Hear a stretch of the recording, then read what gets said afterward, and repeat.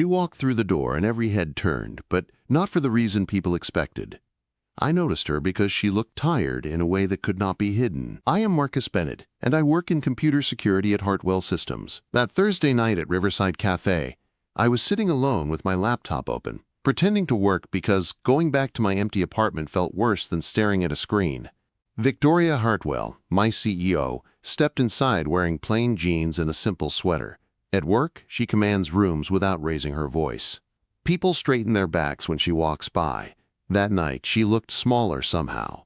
Not weak, just worn down, like someone who had been strong for too long without rest. She chose a booth in the back corner, far from the laughing college kids and the happy couple sharing cake near the window. She put her phone face down on the table and ordered coffee. When it arrived, she wrapped both hands around the cup and stared into nothing. I had worked for her company for 5 years. I had seen her close deals that changed lives. I had seen her speak with confidence that made people believe in impossible things. But sitting there in that booth, she looked like she was carrying something heavy that no one else could see. A man in an expensive suit sat across from her without asking. His watch probably cost more than everything I owned. His smile looked polite but cold. At first, I tried to focus on my laptop. I told myself it was none of my business. Then his voice grew louder, sharp enough to cut through the noise of the cafe. "Let's be honest about where you are in life," he said. Victoria's shoulders stiffened. Her fingers tightened around the coffee cup. "You're 48, he continued, leaning back like he was teaching a lesson. "That's too old for men who have real options." My hands froze over the keyboard. The rest of the cafe faded away. "Men with money want younger women," he said.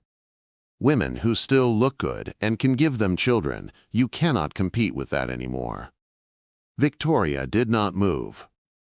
She stared at her coffee like it was the only thing keeping her together. "And younger men," he laughed, not kindly. "Be serious. What man in his 30s wants a woman pushing 50? You are past all of that." I wanted to look away. It felt wrong to witness something so private and cruel, but I could not stop watching her face. She wore the same calm expression she used in board meetings, but her knuckles had turned white. "You're stuck," the man said as he stood. He tossed cash on the table. "Too old to matter. My advice is to get some cats and learn to be alone." He walked out without looking back. The cafe kept moving like nothing had happened. The espresso machine hissed. Someone laughed nearby. Victoria lifted her cup with shaking hands, took a small sip, and set it down carefully. Everything about her posture screamed control, but I could see the cracks. I knew that look. I had seen it in my own mirror. 2 years earlier, my girlfriend left me. She said I was too nice, too boring, too safe. Like plain oatmeal. "No one gets excited about plain oatmeal," she said as she packed her bags. Sometimes late at night, I still wondered if she was right. Watching Victoria sit there, shrinking under words she had probably heard before, felt like watching myself disappear all over again. I closed my laptop. Every smart thought told me to stay seated. She was my boss. She might want to be alone. But I was tired of staying quiet. Tired of letting cruel people speak freely. I stood up and walked to her booth. "Miss Hartwell," I said softly, "are you okay?" She looked up fast. For a second, I saw raw pain in her eyes before her professional mask slid back into place. "Mr. Bennett," she said with a tight smile, "I'm fine." "No offense," I said, my voice shaking, "but you do not look fine." The words hung between us. I had crossed a line, and I knew it. She studied me for a long moment, really looking at me. Something in her face softened. "I suppose I'm not," she said quietly. I sat down across from her without asking. Normal rules felt less important than being human. I heard what he said. I told her he was wrong. She let out a long breath. "You do not have to do this. I am used to it." Quote. "That is the saddest thing I have heard all week," I said. "You should not be used to being treated like that." She blinked in surprise. "Maybe he was just honest," she said. "Maybe hearing the truth hurts." "There is a difference between honesty and cruelty," I said. "And that had nothing to do with you." She looked at me with sharp, intelligent eyes. Why do you care? Quote, because I knew exactly what it felt like to be told you were not enough. And for the first time in a long while, I refused to stay silent. She stared at me like she was trying to decide whether I was real or just something her tired mind had imagined. The cafe lights reflected softly in her eyes, and for the first time since she walked in, she relaxed her grip on the coffee cup. Why are you really here tonight, Marcus? She asked quietly. I hesitated, then told her the truth. Because my apartment feels empty. Because staring at a screen is easier than listening to silence. She nodded slowly. I live in a house with 5 empty bedrooms, she said. Sometimes it feels like I am rattling around inside it all by myself. That honesty changed something between us. The space that should have felt awkward suddenly felt calm. 2 people admitting they were lonely without trying to impress each other. What's your real name? She asked. Marcus, I said. Just Marcus. She smiled. I'm Victoria. I know you know that, but still. I know, I said. Your photo is everywhere at the office. I always thought it made you look too friendly. She laughed, a real laugh that surprised both of us. They made me smile for hours. I hated every second. We talked easily after that, about work, about how she built the company from nothing, about how success can still feel empty when you go home alone. I told her about my job, about liking quiet routines, about being told it made me boring. You're not boring, she said firmly. You're steady, that matters. No one had ever said that to me before. Hours later, my phone buzzed loudly on the table. An alert. Then another. Then dozens more. A security breach. Serious. The kind that makes your heart drop into your stomach. I have to go, I said, already standing. I know, she said, rising with me. So do I. The office lights were harsh and cold when I arrived. The building felt tense, like it was holding its breath. Victoria was already there, calm but focused, giving instructions on the phone. Seeing her like that reminded me who she was. Strong, capable, in control. Inside the server room, screens glowed red with errors. This was bad. Worse than bad. I started working. Fingers flying, brain racing. Time stopped meaning anything. Hours passed. My team arrived. Coffee appeared and went cold. Questions came that I could not answer yet. Outside the room, I could hear raised voices. Board members. Angry. Demanding someone to blame. Through it all, Victoria defended us. Defended me. Marcus is our best, she said more than once. Give him time. That trust settled deep in my chest. By evening, my body ached and my eyes burned. Victoria appeared with food and concern written all over her face. You need to eat, she said. So do you, I replied. She sat with me while I ate, the room filled with the hum of machines. She looked exhausted, older somehow, but also beautiful in a way I could not ignore anymore. I keep thinking about us, she admitted, about how complicated this is. I know, I said, but I don't regret walking over to you. She reached for my hand, then stopped, pulling back slightly. We have to be careful. I know, I said again, but I'm not pretending I don't care. Her eyes filled with emotion she did not try to hide. Before either of us could think better of it, she leaned forward and kissed me. It was fast and desperate and real. When she pulled away, we both looked stunned. I should go, she whispered. 3 more hours, I said. I'll fix it. At midnight, the system came back to life. Screens cleared. Messages poured in. Relief washed through the room. I found her in her office, still working. When I told her it was fixed, she hugged me like she had been holding her breath all day. You matter, she said. So much.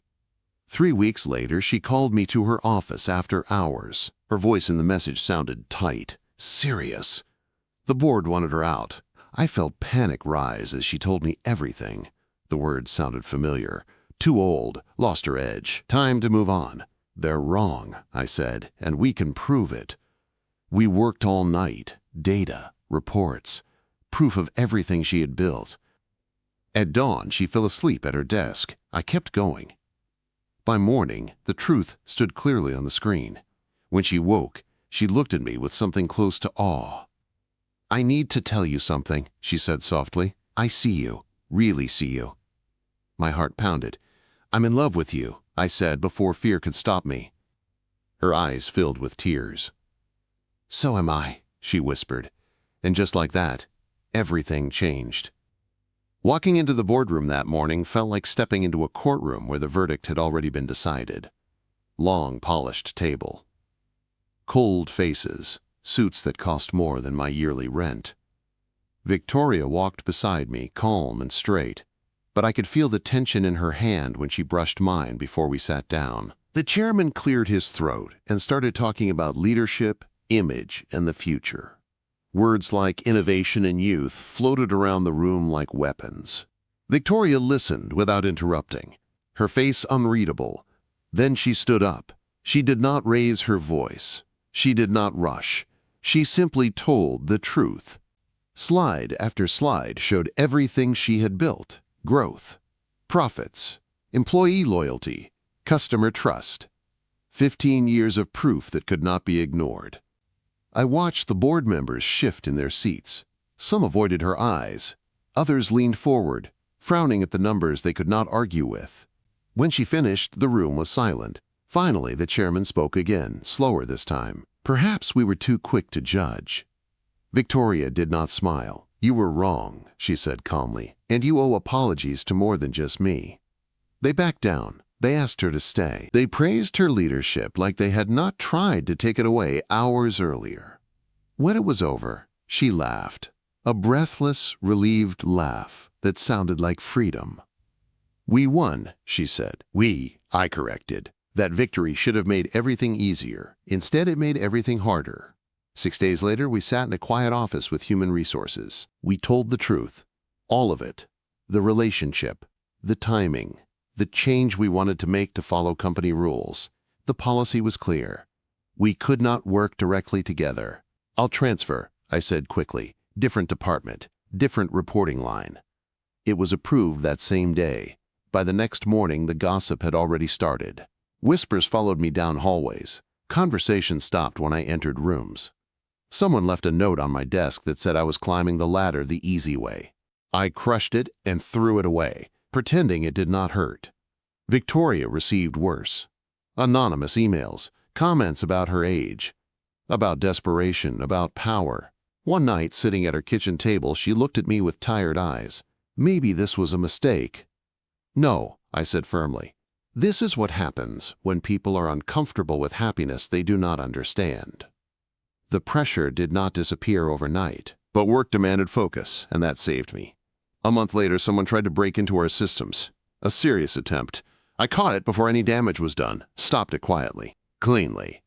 After that, people looked at me differently, not as her partner, as a professional. The whispers slowly faded. 8 months after the night at the café, Victoria asked me to move in with her. I said yes before she finished the sentence. Her house stopped feeling empty. It became ours. My books filled her shelves. My coffee mug sat next to hers every morning. We learned each other's routines, habits, quiet moods. Love did not arrive loudly. It settled in gently. At work, I was promoted. Officially. Clearly. Earned. Some still whispered, but most congratulated me. 1 year after Riverside Cafe, I bought a ring. Planned something elaborate. Candles. Music. Speeches. None of it mattered. We were sitting on the couch one ordinary night when she turned to me and said, "I want to marry you." I laughed in shock and pulled the ring from my pocket. I was waiting for the perfect moment. Quote, she smiled through tears. "This is perfect." I knelt on the floor and asked her anyway. She said yes before I finished. We married 9 months later in our backyard. No spotlight. No judgment. Just people who mattered. During the ceremony, she said she once believed she was too old for love. I said I once believed being steady meant being forgettable. We were both wrong. As we danced under the stars, she rested her head on my shoulder. All of this started because I chose not to stay silent, and I would make that choice again every single time. After the wedding, people expected everything to suddenly feel perfect, like love fixes things instantly and forever. The truth was quieter and harder than that. Monday morning came like it always did. Alarm. Coffee. Traffic. Office badge. At work, some people smiled at us honestly. Others smiled the way people do when they are still deciding what they think. Victoria stayed professional, calm, and distant in public. No special looks, no favors, no exceptions. At work, she was still the CEO. At home, she was my wife. That balance was not easy. One afternoon, I overheard two coworkers talking near the elevators. They stopped when they saw me. One of them said, "Guess sleeping your way up really works." They laughed quietly. I stood there for a second, my face hot, my chest tight. Then I walked away. Not because they were right, because I knew who I was and how I got here. That night, I told Victoria what happened. She listened without interrupting, then reached for my hand. "I hate that you have to carry this," she said. "I'm okay," I said, even though it still hurt. We knew this wouldn't be easy. She nodded. "I've spent my whole life proving myself. I guess this is just another version of that." A week later, the board announced a major expansion. New clients, new systems, new risks. The kind of project that could make or break the company. Victoria assigned the security planning to my team, not to me alone. Everything documented. Everything transparent. We worked for months, late nights, early mornings, stress that crawled into our bones. One mistake could cost everything. During a final test run, we found a serious flaw, the kind no one wants to admit exists. Fixing it meant delaying the launch, losing money, facing angry investors. I brought it to Victoria's office. She read the report slowly. "What do you think?" she asked. "We have to delay," I said. "It's the right thing." She nodded without hesitation. "Then we delay." The board pushed back hard. Accusations, pressure, doubt. Victoria stood firm. She always did. The delay saved us. A competitor launched early and suffered a massive breach. After that, something changed. People stopped whispering so much. They started watching instead. Watching our work. Watching results. One evening, months later, we were walking through the office after hours. The building was quiet, lights dimmed. It reminded me of that first night at the café. "Do you ever regret it?" she asked suddenly. "Us?" I asked. "Everything," she said. "The risk, the noise." I thought about it honestly. "No," I said. "I regret all the years we believed the wrong people." Quote. She smiled softly and leaned her head against my shoulder. At home, life was simple, cooking together, arguing about movies, falling asleep on the couch. Love did not feel dramatic anymore. It felt steady, safe. One night, she stood in front of the mirror, studying her reflection. I knew that look. "They were wrong," I said quietly from behind her. She turned to me. "About my age?" "About everything," I said. "You're not too old. You were just waiting for someone brave enough to see you." She pulled me into a hug and held on like she never wanted to let go. Sometimes love is not fireworks. Sometimes it is choosing each other again and again when things get heavy. And we kept choosing. Every single day. Time has a quiet way of proving people wrong. 2 years passed after the wedding, and the noise finally faded into the background. Hartwell Systems grew faster than anyone expected. New offices, new teams, new challenges. Victoria led with the same calm strength she always had, and people stopped questioning her age. They started quoting her instead. At work, I became someone people came to for answers. Not because of who I was married to, but because I showed up, listened, and fixed problems before they exploded. Respect came slowly, but it stayed. One afternoon, Victoria called an all-hands meeting. The room filled with nervous energy. Big announcements always did that. She stood on the stage and spoke clearly. She was stepping back from daily operations, not leaving, not being pushed out, choosing balance. A new executive team would handle day-to-day decisions while she focused on long-term vision. The room erupted in applause.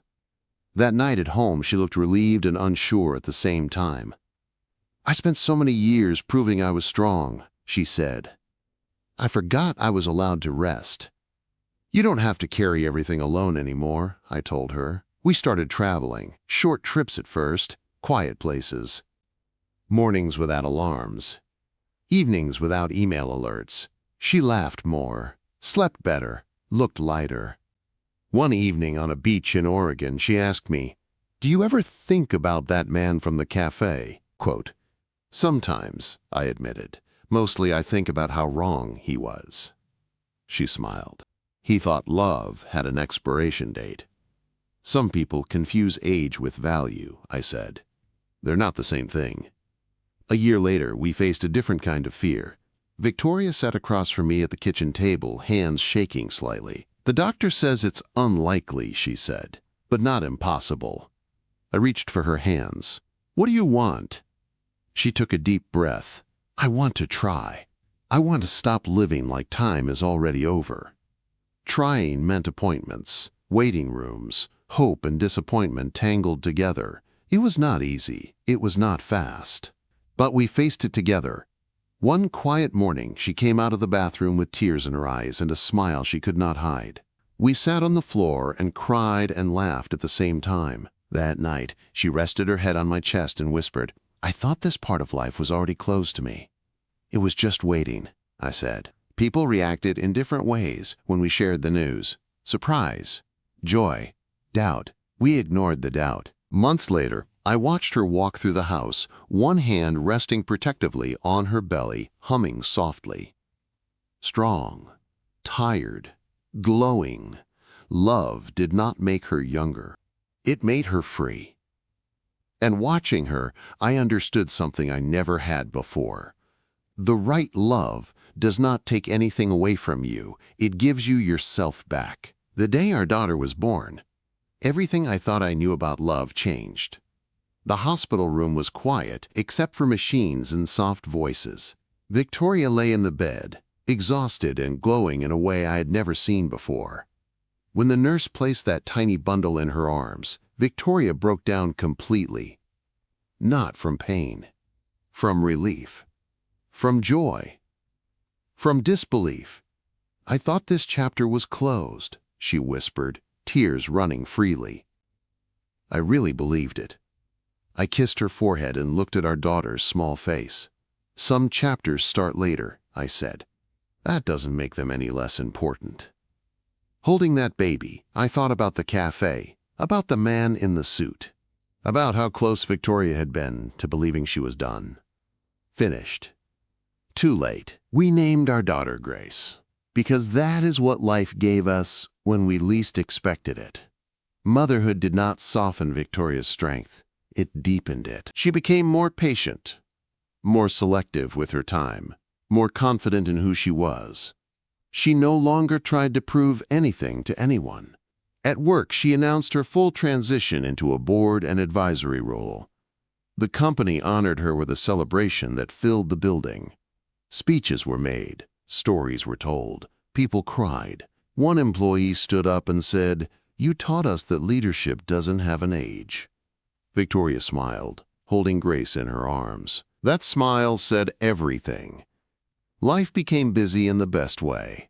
Sleepless nights, first smiles, tiny fingers gripping ours. I learned that being steady was not boring. It was powerful. It was what held everything together. One evening years later, we returned to Riverside Cafe. Same wooden tables, same soft lights, a different version of us. Victoria reached across the table and squeezed my hand. "If you hadn't stood up that night," she said quietly, "I don't know where I'd be." Quote, "I do," I said, "right here. You just wouldn't have known it yet." We watched Grace color on a napkin, unaware of the moment that started her whole story. People talk about love like it has rules, like it follows timelines, like it belongs only to the young or unbroken. They are wrong. Love shows up when someone chooses courage over comfort, when someone refuses to walk past pain, when someone sees value where others see limits. They said she was too old. They said I was too ordinary. They were wrong about both of us. We were not late. We were exactly on time.